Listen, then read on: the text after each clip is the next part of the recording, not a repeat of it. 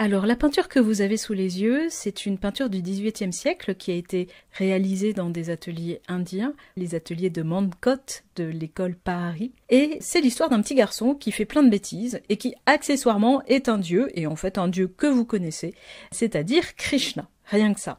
Alors, pour être vraiment précis, Krishna, c'est une des formes sous lesquelles le dieu Vishnu, le dieu de l'hindouisme, est descendu sur Terre pour sauver le monde. Ce qu'en sanskrit, la langue sacrée de l'Inde, on appelle les avatars. Un avatar, c'est la descente du dieu. Alors Krishna, c'est un enfant providentiel qui va sauver le monde, mais qui est envoyé par ses parents à la campagne pour le protéger de son oncle, Kamsa, qui est le tyran de la ville de Mathura, dans le nord de l'Inde, pas loin de Delhi.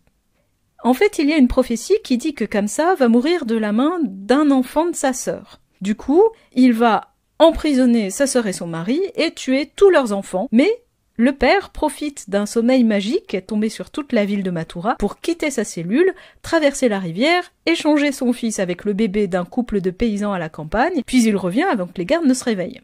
Et c'est du coup un autre enfant qui va mourir à la place de Krishna, en l'occurrence une petite fille, et Krishna va vivre une enfance presque paisible à la campagne. Alors qu'est-ce qu'on voit sur cette peinture ? On est dans la maison des parents adoptifs de Krishna, qui ne savent pas que ce n'est pas leur fils biologique, qu'il y a eu un échange d'enfants. La maman, Yashoda, est en train de barater le lait pour pouvoir en faire du beurre. On voit le baraton à gauche avec son système de ficelle, avec le lait qui coule, et en fait elle rentre pour surveiller une casserole de lait qui est sur le feu à l'intérieur de la maison. Krishna en profite, donc on le voit représenté derrière Yashoda avec une peau noire ou bleue. Dans la culture indienne, le noir et le bleu c'est pareil. D'ailleurs le sens du nom Krishna c'est le noir, celui qui est noir. Et donc Krishna va profiter de ce moment pour monter sur les épaules d'un de ses petits camarades gardiens de vaches, lui-même monté sur un tabouret pour atteindre les mottes de beurre que la maman Yashoda a placées en hauteur dans un petit vase pour éviter le chapardage. Il distribue les boules de beurre à ses copains et même le singe aura droit à sa part. Et ça, c'est assez intéressant. Donc en fait, Krishna, il est en train de faire une bêtise et bien sûr, Yashoda ne sera pas fâchée longtemps. Ce qui est intéressant dans cette peinture, c'est le thème de l'innocence qui joue vraiment sur la corde de l'attendrissement.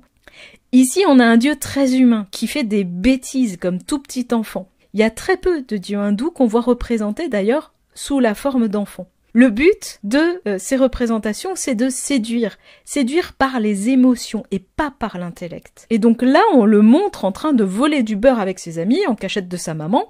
Et ce qui est intéressant, c'est qu'on voit aussi une deuxième thématique qui émerge, qui est la générosité sans discrimination. Parce que les singes aussi auront leur part. Et ça, c'est une caractéristique assez importante du mouvement des Krishnaïtes, qui va s'affranchir de la hiérarchie des castes pour accueillir tout un chacun.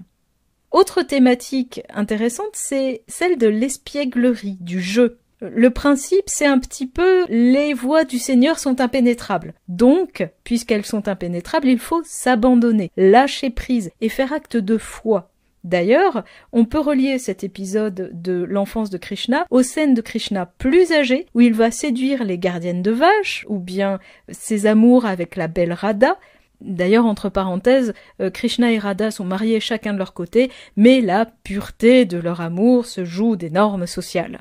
Ici, ce qu'on a sous les yeux, c'est en fait le modèle de l'hindouisme dévotionnel, qu'on appelle aussi l'hindouisme de la bhakti, qui va prôner une relation privilégiée, intime, parfois amoureuse, entre le Dieu et le dévot, au-delà des normes sociales.